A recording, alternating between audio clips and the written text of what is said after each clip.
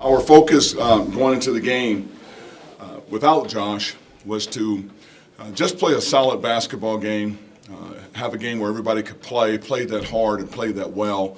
So we got that accomplished.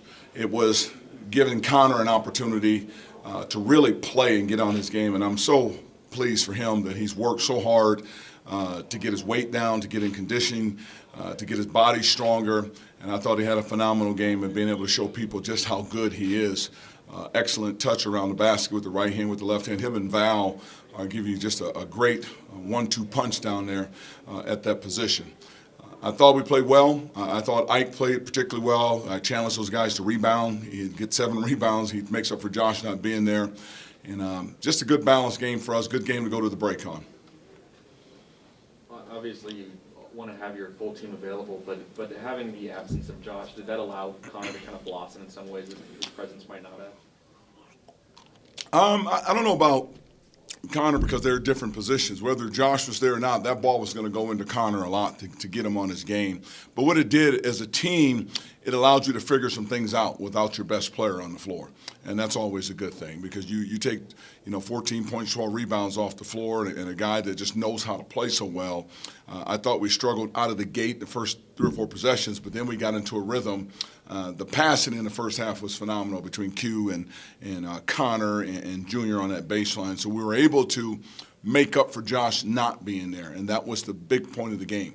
Now, when you bring him back to the mix again, I just think it makes us that much better. Is this team learning how to kind of create its own energy, even with a gym where a lot of students are on break?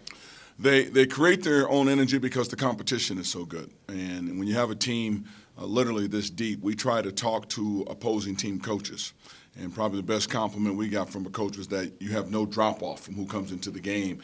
And that guy in the middle makes you a lot different than last year, talking about Val, and that's without even seeing Connor on his game. So I think the fact that you have so much competition, we're so competitive in practice that it just carries over to the game. So whether there's people here or not, this is a group that's mentally conditioned to play hard, to get out and defend and do some things.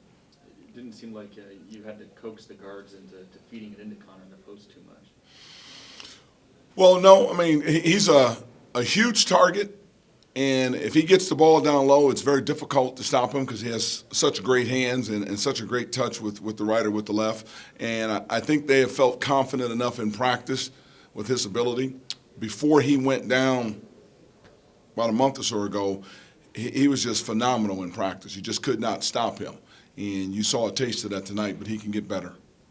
How do you now kind of mix him into the rotation when Josh is back there and make sure Connor's still getting the same minutes and being effective like he was tonight? Well, again, it isn't Josh because Josh will sub in at the 4 spot. Connor's at the 5 spot. So when you've got Val, Connor, Josh, and Junior, that's a really good 4-headed monster sitting in there that you can just rotate that 4 in and out. Most of your better teams will have 4 big guys. Well, we got another one sitting over there, Robert Franks, who has skill set too that's really, really good.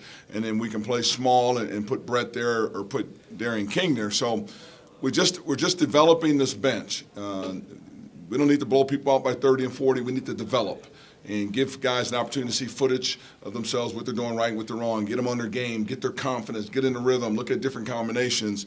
So when Josh comes back, he just makes us better. It just gives you more weapons, more guys you can turn to over the course of a game. Is this the trend you'd like to see keep going? Is every single game a completely different player is having their breakout performance? You know what?